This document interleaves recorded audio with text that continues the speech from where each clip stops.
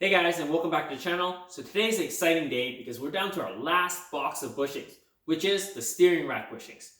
I know what you guys are thinking, I haven't done the rear upper control arm bushings yet. Well, I'm not going to.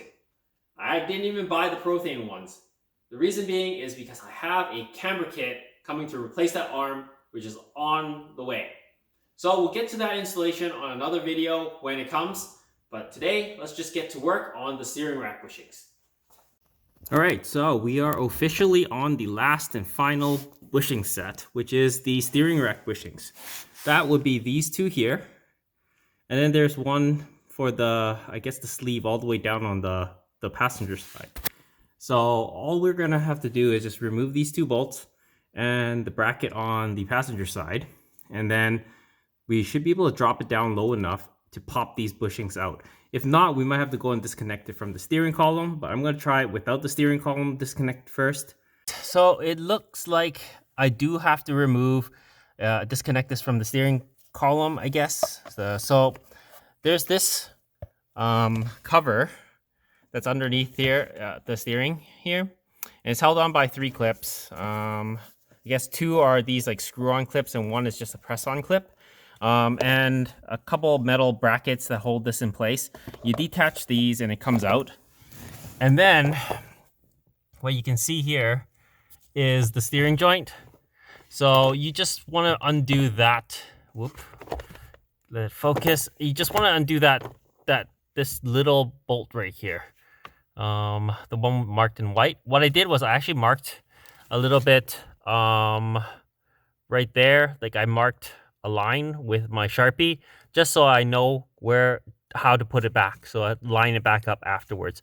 But this should essentially drop enough for me to get those bushings out. So all you do is just undo this bolt. I think it's 10 millimeter, and then it'll drop the steering rack a little bit more. All right, so as I'm under here, you can see these bolts are removed. You can actually tilt this in certain angles so that you can get these pins out, and then you can pop these bushings out. You will be reusing these pins with the new polyurethane bushings. And the other side, I just already took that out. It just comes out easily once that bracket is out.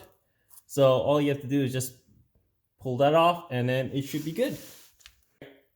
All right, so here's the comparison between the new bushings and the old ones right there. So they do fit on. These ones, if you look at the OEM part numbers, they're all the same through power steering and non-power steering.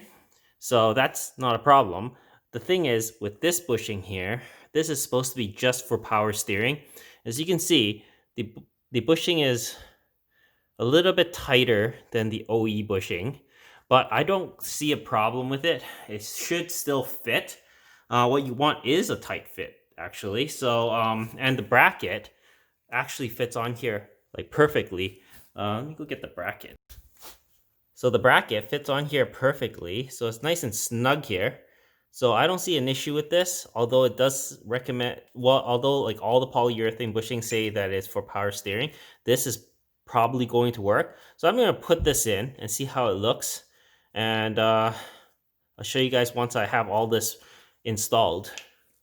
So as you can see, guys, this bushing on this side for the power steering rack actually does fit. So it works for the manual steering rack as well. It's nice and snug in there. I haven't torqued everything down yet, but it does fit nicely. These ones fit pretty good too. So there it is, guys. That was the install for the steering rack bushings. The most difficult part was basically reconnecting the steering column to the steering rack, which would be nearly impossible if I didn't draw that line. So I highly recommend that you guys draw that line so that you know how to line up your steering rack and your steering column afterwards. But that's basically it. This concludes our full polyurethane bushing install. The car has full polyurethane bushings now, except for the rear upper control arm, which we'll be replacing with a camber kit when it comes. But that's it. The series is basically over. I hope this video and all my other videos helps you guys out on your bushing installs. And if you guys haven't already, please comment, like, and subscribe. And maybe help me out by sharing my channel with others. But as always, guys, I'll see you in the next video. Cheers!